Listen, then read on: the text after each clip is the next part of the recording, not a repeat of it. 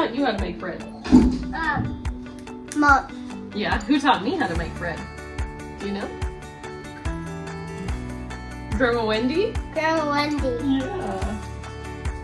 So this is gonna be my mom's basic bread recipe. Oh, that's exciting. It's the most simple bread recipe. It is easy and, I mean, relatively quick for bread.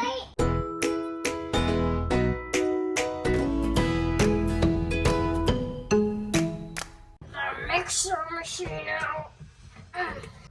You guys are getting a very honest look at our life today. I just had Jed run and put the Etch-a-Sketch away that was on the counter. But other than that, I've not done any cleaning. I just am out of bread. And I've been meaning to make this video for a while, so you are getting it when I need it. And that's just the way it's gonna be today. So, pardon the mess that you can see and the mess that you know exists that you can't see, and we're gonna get started. Okay, so first, we're gonna need a dough hook. Okay. Yeah, the dough hook is better for kneading the bread. Do you remember what this is? That. The stuff we made the sand with. Oh, it does look kind of like that, but no, this is active dry yeast. It is not instant yeast, and a lot of people see it come in little packages. I just buy it in a big package and keep it in the fridge so it doesn't go bad. It will die and lose its efficacy. Mixer ready. All right. Dough hook ready. Can we try to listen to Mom and follow instructions? Sure. I want to do one. No, you. Level.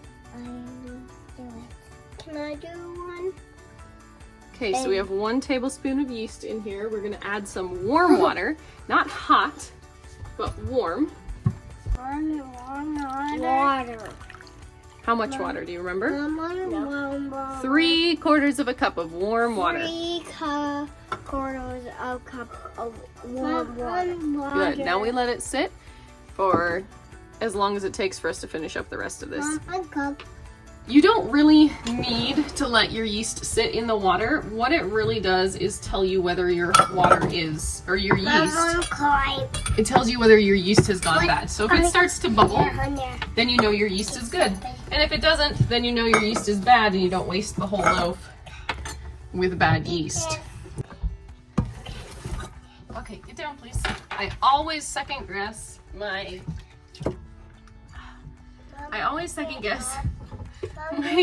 measurements when I'm making bread, because when my mom taught me to make this bread, we always did at least 2 loaves, because that's just the life that we lived. And so now, when I'm trying to make 1 loaf, I have to stop and think about whether I'm making 2 in my head, or if this really is only enough for 1. All right, that's 1. Do it. 1. That's 2. We need 4 of them. Well, we need 3 of these. 3 cups of whole wheat flour. And we're gonna do 1 cup, Riley, right here, of white flour. Oh. If you're doing all whole wheat flour, it gets really dense. 1, 2, 3, 4. Good job. That's 4 cups of flour total. It might get messy in this. Do you remember what we were talking about, the gluten fibers last time we made bread? Yes. What did the gluten fibers do? You You don't remember. Are they super tight or are they stretchy? Stretchy. That's right. Gluten fibers are stretchy, so we add an extra Flour? heaping tablespoon. It might be 2, it might be 1, I can't remember. So we're gonna do a heaping tablespoon. Pretty sure it's only 1. It's 1 tablespoon. Let's do 1 tablespoon. Again, not necessary, but it does help your bread rise a little better. 1 tablespoon of salt. No, don't break it up. Don't break it up. Hold on. Riley, can you scoop 1 scoop of pink salt?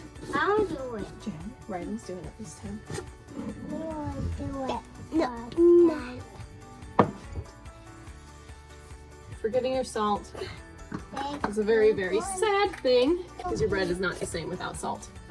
That's how fast I want to be. I want to a little faster. That's perfect. We're making bread for thick and simple. We need Think and simple. 2 tablespoons each of honey and olive oil.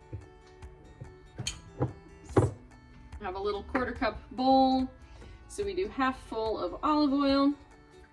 And then stop licking the lid, please. That's gross. Nobody wants your spit in their honey. Started keeping my honey in an old pickle jar so that I can heat it up better when it crystallizes, because it always I don't does. like honey. But then, as much as I thought that I had gotten the pickle smell out of the lid, my honey started smelling like pickles. So I had to swap out for a jelly lid. And it no longer smells like pickles. So it was just the lid. 2 tablespoons of honey, 2 tablespoons of olive oil. Who's gonna pour it in? Jed, Daddy! Jed! Yeah, we spilled the oil because you jumped on me.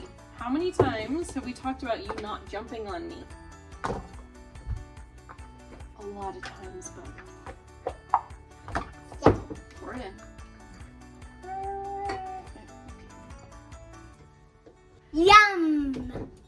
It might get a little loud with the mixer going now that we're adding the wet ingredients, but I'll do my best to talk loud, and I'll just add subtitles over the top if I have to. Honey.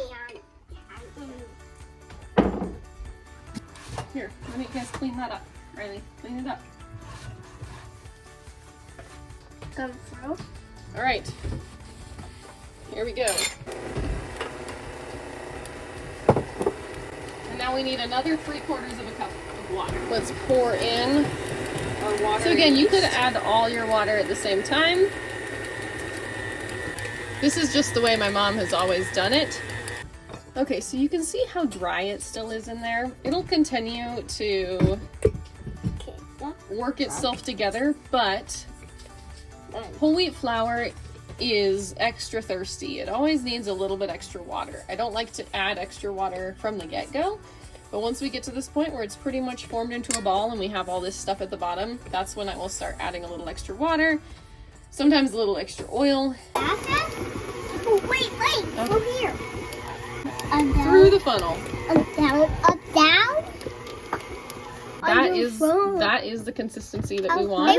I'm eat it. This is the consistency that we want. We want it to be doughy, holding together. Mama, I'm eat it. Just a tiny bit wet. Yum. All right, now we're gonna let this go to town for another 10 minutes or so, and we will see you on the other side. I just went really quick on the dough.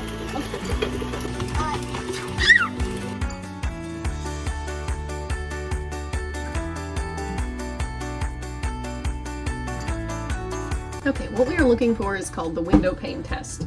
So you take a chunk of your dough, you stretch it out, and if you can stretch it out until you see light through it, Mama, eat it. that's called a window pane. Let's see if I can do it this way. We are no more eating the dough, baby girl. Okay. I'm eating one. We are getting awfully close here. See that light one. coming through? So now, we're gonna take it out. Just finish it by hand because Look at me. it's the kid's favorite part. Look. This is my favorite part. Add it and roll it. Roll it. You can thump it.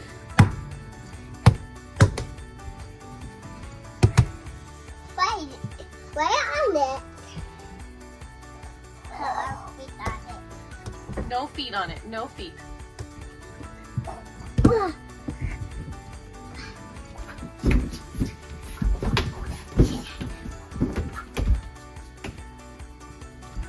All right, guys, show me your window pane test. Can you see light? Oh. Ooh, if it's breaking, then it's probably not ready yet. There you go, there's light.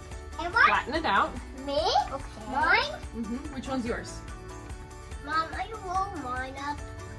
Stop. No, we're not gonna have any bread left. The light. Do you see light through it? Yeah. Yeah? While the bread is rising, what's gonna happen to the gluten fibers? What are they gonna do?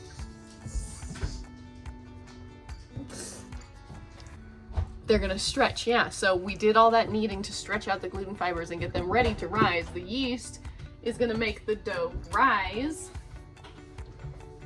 So we need the gluten fibers to be stretchy. That's why we do the window pane test, to make sure that they're stretchy enough to rise and that they're not gonna just break and fall.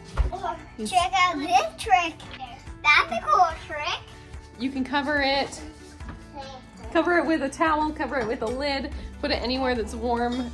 My favorite place to raise bread is in the dehydrator. I add a cup of water so it doesn't actually get dehydrated, but it keeps it at the perfect temperature. Is it ready? Let's see. Yeah. Well, hold on. We want it to be like twice the size that it was. Up next, punching it down. Alright, that's enough. Now we're gonna let it rest. So, you remember how we talked about the gluten fibers? What do the gluten fibers do when it rises? They stretch out. The reason we punch it down is to let them relax. And then they can stretch up again even bigger while it bakes. Alright, 10 more minutes. Are we ready to shape this? Yes, we are ready to shape that. So we're gonna make it kind of like a fat snake with your Play-Doh. And then can you get a towel? Sure. Beautiful. I'm going to keep it warmer with another towel. So this phase is 10, 20, 30.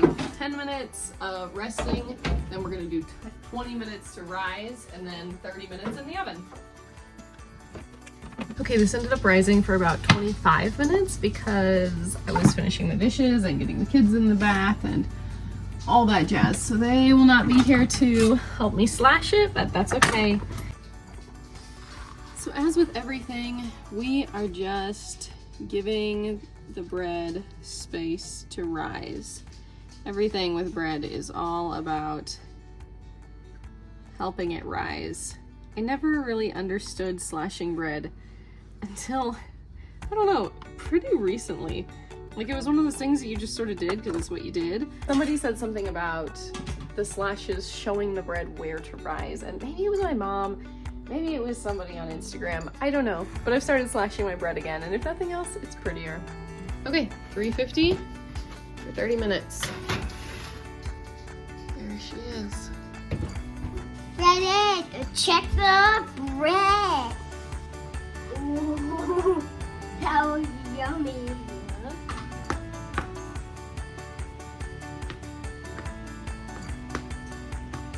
Sounds pretty good. Let's check the bottom. Does it look good? Is it nice and brown? Yes. Perfect. Can I have a bite? Everyone says not to cut hot bread, but really, is there any other way to eat it? This, my son, is the only way to do it.